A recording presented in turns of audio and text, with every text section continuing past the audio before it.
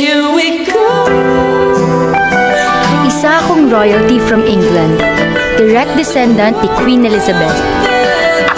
Baliw. Eto si Eya, ang medyo pangit na may-ari ng diary.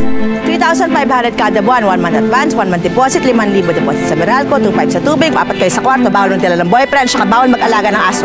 O ano, kukunin mo ba? Hindi na ho. May boyfriend kasi ako eh. Hindi nga. Sige na ho, kahit anong trabaho, desperado na ho ako eh. Good luck. Sana magtagal ka. You don't have to be rude. Tama! Sino to? Si Cross, ang crush ng bayang pogi na. Monster naman.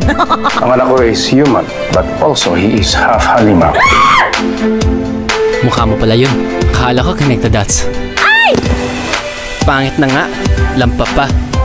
Hi, kilala mo ba si Cross Sanford?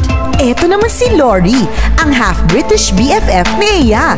Alam mo, ewan ko sa'yo kung ba't nagustuhan mo yung tao na yan. Elementary classmate ko na si Cross. I always got bullied. Lagi niya akong pinagtatanggol. I would like you all to meet my girlfriend. Si Cross, sigurado ka? Sinadya ko yun para mas lalo kanilang paginitan. So you and your pimples will be miserable. Can I order you? Take out? At si Chad, ang certified cutie na crush ni Eya. Nililigawan ko siya for 1 year. Hindi pa ako sinasagot eh. Kasi may iba siyang gusto. Tanga pumili ni Lori. Chad loves Lori. Mahal na mahal kita. Lori loves Cross. Cross, I love you. Eh sino kaya love ni Cross? Bakit ang pangit mo? Sa mo tinatago yung sungit buntot mo. Pag di ka dumating, patay ka sa akin.